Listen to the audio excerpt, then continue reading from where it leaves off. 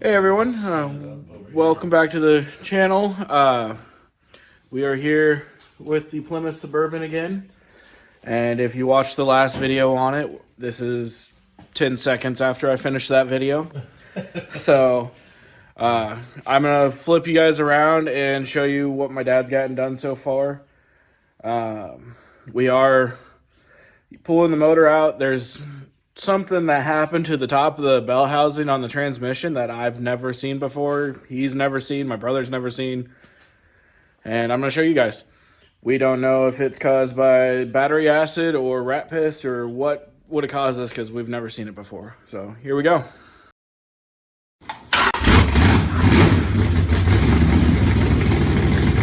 So that's what he's gotten done so far. I'll get you a little closer heads up on there, but this is what's going in there now. It is a 400. It's a 73. So 73 400. 73 400. Got another 727. Didn't you say this was out of a Roadrunner? No, this is out of an Imperial. Oh, okay. So it's out of an Imperial. Yeah. Dad paid $600 for it. Supposed to be good. It's supposed to be a good motor. It has compression. We just wanted in the vehicle to run so we can rebuild the 383. Correct. If it's the original block. If not, I'm going to get another block and put another 383 in it.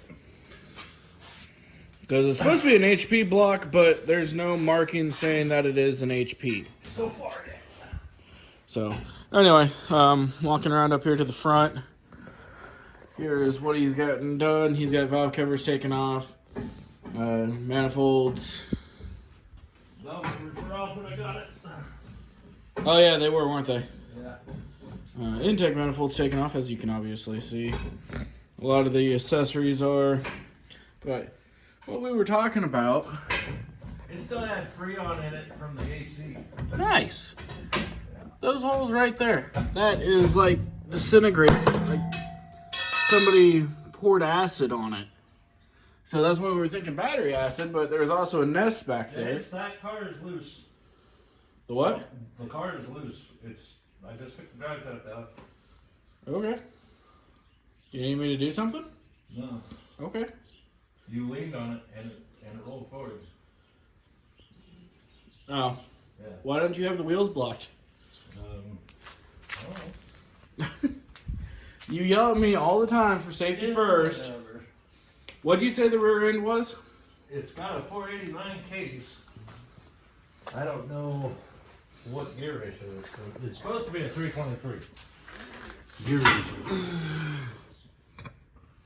But it's got a 489 case in it. Is it a limited slip or is it? I don't know. I honestly couldn't tell you. If it's a sure grip, that would be awesome. But it might be an open too. I don't know. Yeah. Well, the tag's still here. Huh? The tag's still on it. Tag for what? Tell you the gear ratio. Oh. I'm gonna go find something to block the front tires. I'll get it right there. Did you bring the jack stands like I asked? I did not. Thanks. You're welcome. Alternator's in front of the car, James. Underneath. Oh.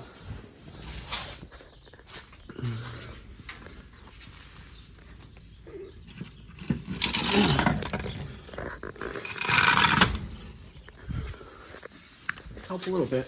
Yeah. Oh, let's see what this is.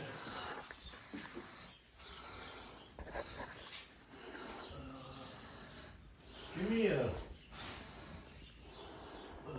Okay, so as you can see, got the cherry picker, engine crane, engine hoist, whatever you want to call it, out. Got the load leveler on the block.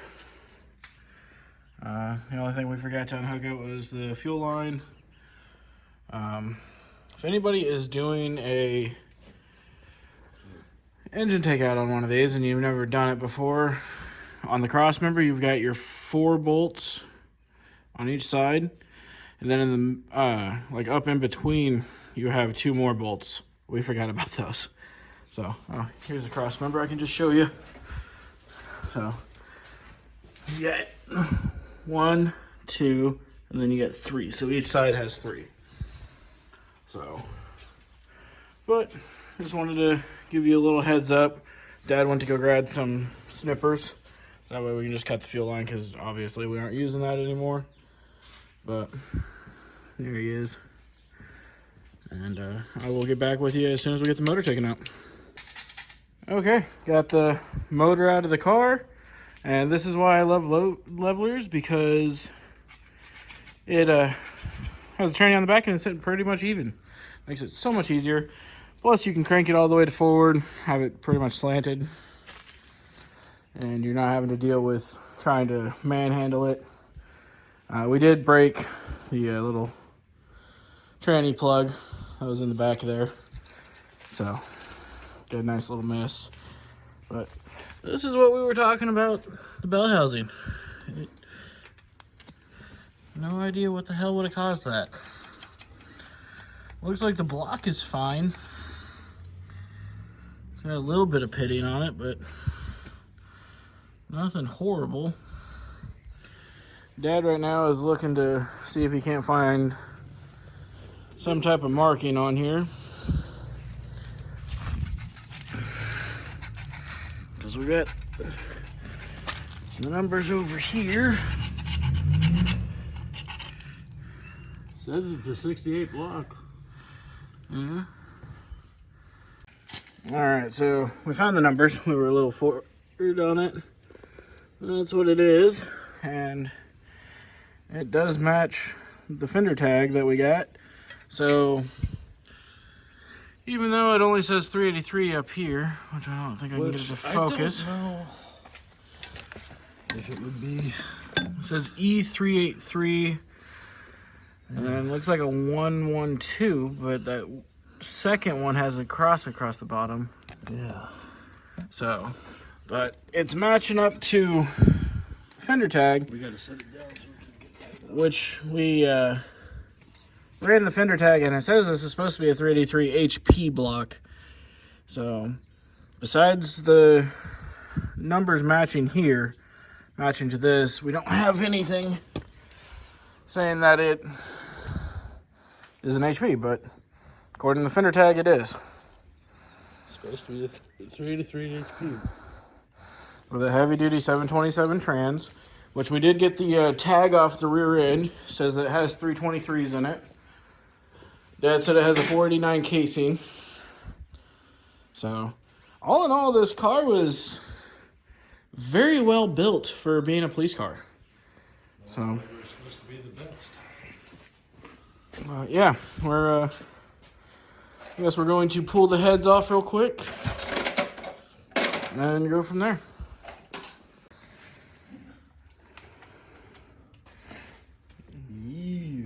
Yum.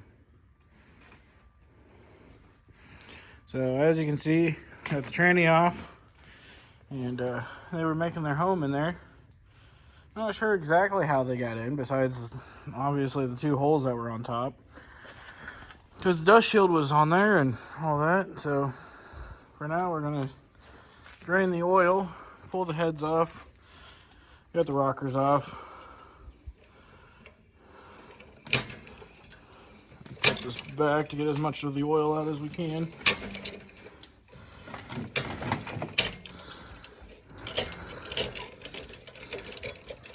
Yeah, that's enough. Dad found something cool on the other side.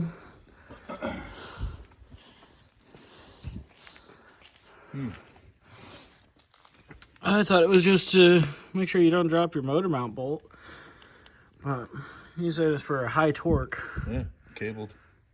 So it's pretty cool.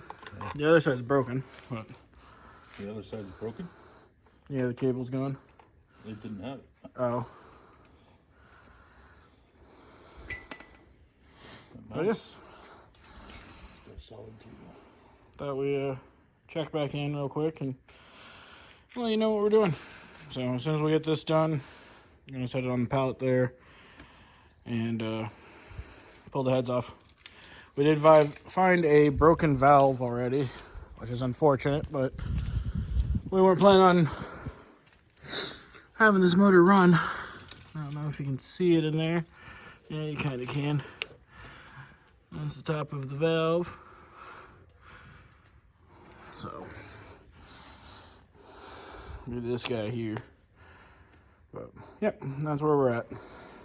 I want to see. Alright, so we got the heads off. And besides this cylinder, see it there, they don't actually look that bad. That's the cylinder that had the broken valve in it. But honestly, I like that. hold on, it doesn't look that bad. A little bit of a rust ring there. I think we bore it out and